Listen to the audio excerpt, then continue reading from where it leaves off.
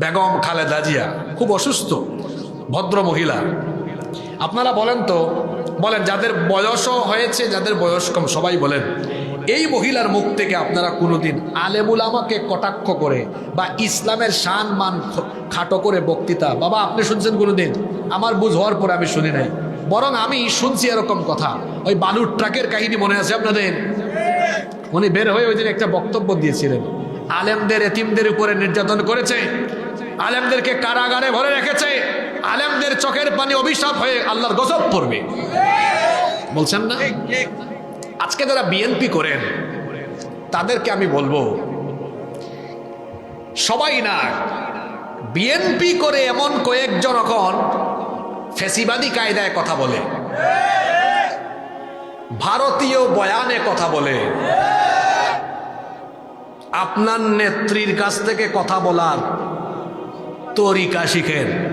আপনার নেত্রী সারা জীবন আলেমুল আমাদেরকে সম্মান করেছেন, আলেমদের সাথে পরামর্শ করে কাজ করেছেন।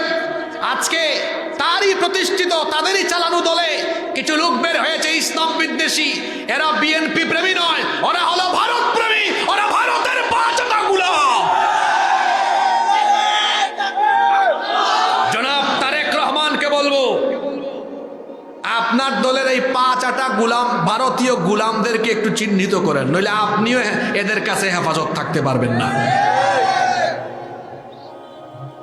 তো বেগম খালেদা জি আলেমদেরকে সম্মান করেছেন, এজন্য দেখবেন বাংলাদেশের সব আলেম তার জন্য দোয়া করে। আরেক মহিলা ছিল আমাদের দেশে, দাজ্জাল মার্কা মহিলা, হুজুর দেখলেই কয় জেলে ঢুকা, হুজুর দেখলেই রাজাকার, হুজুর দেখলেই স্বাধীনতা বিরোধী। আলেম উলামাদেরকে কত নির্যাতন করেছে, আলেমদের চোখের পানি অভিশাপ হয়ে তার উপরে আল্লাহর গজব হয়ে ফিরে এসেছে।